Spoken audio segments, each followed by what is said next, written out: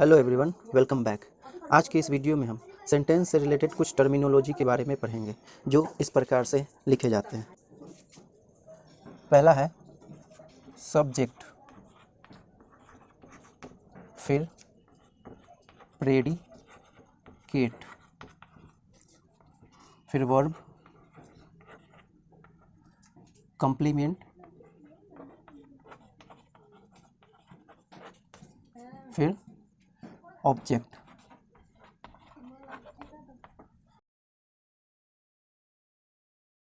तो ये सभी के सभी सेंटेंस के टर्म होते हैं जो ट्रांसलेशन में अधिकतर यूज़ किए जाते हैं। अगर आप इसके विषय में नहीं जानते हैं तो शायद आपको ट्रांसलेशन में कुछ परेशानी हो सकती है।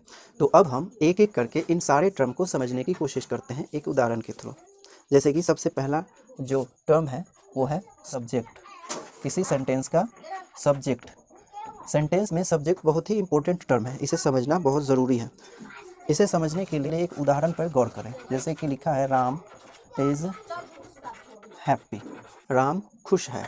अब यहाँ हमें यह गौर करना है कि ये जो सेंटेंस लिखा गया है वह किसके बारे में जानकारी दे रहा है, यानी किसके विषय में यह सेंटेंस लिखा गया है। अगर हम इस पर गौर करें तो लिखा है राम इज़ हैप्पी, राम खुश है। तो यहाँ हम देख रहे हैं कि जो राम शब्द है इसके बारे में यहाँ पर ये सेंटेंस लिखा गया है। राम के विषय में बताया जा रहा है कि वह खुश है, इज़ हैप्पी। तो किसी सेंटेंस में जिसके बारे में जानकारी दी जाती है या फिर कोई सेंटेंस जिसके बारे में लिखा होता है वही टर्म उस सेंटेंस का सब्जेक्ट कहलाता है। यहाँ राम शब्द के बारे में यह सेंटेंस लिखा गया है, इसीलिए राम शब्द जो है इस सेंटेंस में सब्जेक्ट कहलाएगा। राम इस सेंटेंस का सब्जेक्ट है। इसी प्रकार से ही ईट्स मैंगो। अगर हम इस सेंटेंस पर गौर करें तो लिखा है ही ईट्स मैंगो, वह आम खाता है। इस सेंटेंस में किसके बारे में जानकारी दी गई है ये खोजने की कोशिश करते हैं। तो यहाँ हम देख रहे हैं कि जो ही शब्द है इसके बारे में यह लिखा गया है कि ईट्स मैंगो, आम खाता है। ही ईट्स मैंगो, वह आम खाता है, यानी ही शब्द के बारे में ये सेंटेंस लिखा गया है। इसीलिए इस सेंटेंस में जो ही शब्द है वही ही शब्द इस सेंटेंस का सब्जेक्ट कहलाएगा। तो हमने देखा कि सेंटेंस में सब्जेक्ट क्या होता है। सब्जेक्ट वह टर्म होता है सेंटेंस का जिसके बारे में सेंटेंस लिखा जाता है, यानी जिसके बारे में सेंटेंस जानकारी प्रदान करता है वही टर्म उस सेंटेंस का सब्जेक्ट कहलाता है। अब जो सब्जेक्ट है वो एक शब्द के भी हो सकते हैं, दो शब्द के भी हो सकते हैं या फिर दो से अधिक शब्दों के हो सकते हैं। जैसे कि पहला एग्जाम्पल है राम इज़ हैप्पी। इसमें जो सब्जेक्ट है वो एक शब्द का बना हुआ है, राम, सिर्फ राम जो है इस सेंटेंस का सब्जेक्ट है। इसी प्रकार दूसरे शब्द में ही एक टर्म है जो एक सब्जेक्ट का काम कर रहा है, इसीलिए इस सेंटेंस में भी एक ही शब्द के सब्जेक्ट हैं। इसी प्रकार से हम दूसरे एग्जाम्पल की बात करें, जैसे the girl is weeping, the girl is weeping, लड़की रो रही है। इसमें इस सेंटेंस के द्वारा यह बताया जा रहा है कि वह लड़की रो रही है। द गर्ल इज़ वीपिंग, लड़की रो रही है। इसीलिए इस सेंटेंस में द गर्ल जो है इस सेंटेंस का सब्जेक्ट कहलाएगा। द गर्ल इस सेंटेंस का सब्जेक्ट होगा जो कि दो शब्दों से मिल करके बना हुआ है, द और गर्ल। किसी सेंटेंस में सब्जेक्ट तीन शब्द के भी हो सकते हैं, जैसे कि the small child is playing, the small child is playing, छोटा बच्चा खेल रहा है। इस सेंटेंस में द स्मॉल चाइल्ड के बारे में बताया जा रहा है कि वह खेल रहा है, इसीलिए इस सेंटेंस में द स्मॉल चाइल्ड जो हो गया इस सेंटेंस का क्या होगा, सब्जेक्ट होगा। यानी इस सेंटेंस में the small child is playing, इसमें जो सब्जेक्ट है द स्मॉल चाइल्ड है, द स्मॉल चाइल्ड, जो कि एक दो तीन शब्दों से मिलकर के बना हुआ सब्जेक्ट है। इसी सेंटेंस में सब्जेक्ट तीन से अधिक शब्दों के भी हो सकते हैं। इसे भी एक उदाहरण के थ्रू समझते हैं, जैसे कि an old beggar, an old beggar with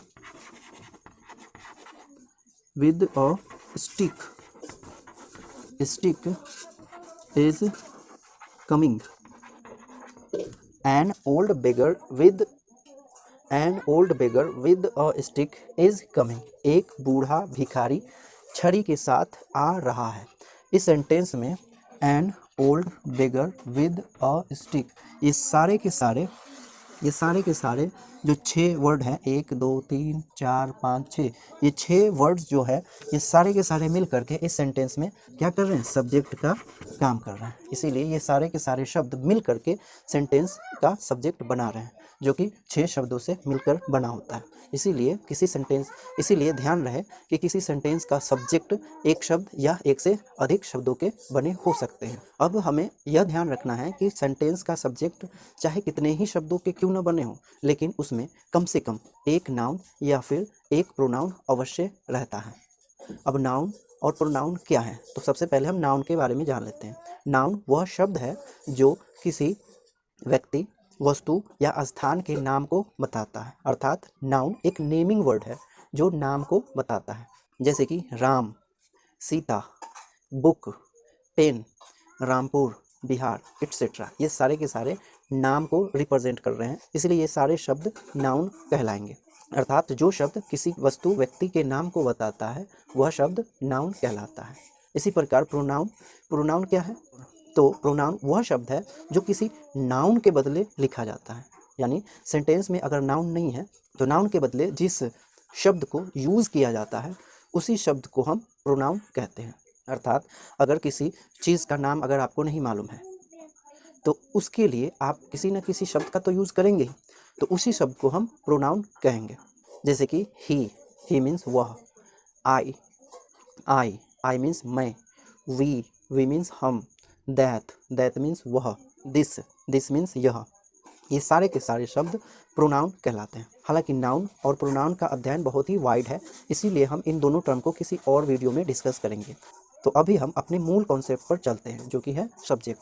अभी मैंने कहा कि किसी सेंटेंस का सब्जेक्ट चाहे कितने ही वर्ड का क्यों ना हो, उसमें कम से कम एक नाउन और एक प्रोनाउन अवश्य होगा, और वही उस सब्जेक्ट का मेन वर्ड होता है। यानी सब्जेक्ट में भी एक मेन वर्ड होता है जो कि या तो नाउन होगा या फिर प्रोनाउन। हम अपने उदाहरण में समझने की कोशिश करते हैं। इसमें सबसे पहला उदाहरण है राम इज़ हैप्पी। यहाँ जो राम शब्द है इस सेंटेंस का सब्जेक्ट है जो किसी के नाम को बता रहा है, इसीलिए यह शब्द सब्जेक्ट तो है ही, लेकिन यहाँ पर ये नाउन है। फिर इसी प्रकार से दूसरे सेंटेंस में देखें, ही ईट्स मैंगो। इसमें ही शब्द इस सेंटेंस का सब्जेक्ट है और यह नाम को नहीं बता रहा है, नाउन के बदले लिखा गया है, इसीलिए यह ही शब्द एक प्रोनाउन है जो कि यहाँ सब्जेक्ट का काम कर रहा है। फिर अगर इसी प्रकार से अगर हम तीसरे सेंटेंस को देखें, द गर्ल इज़ वीपिंग। इसमें द गर्ल मीन्स लड़की, जो कि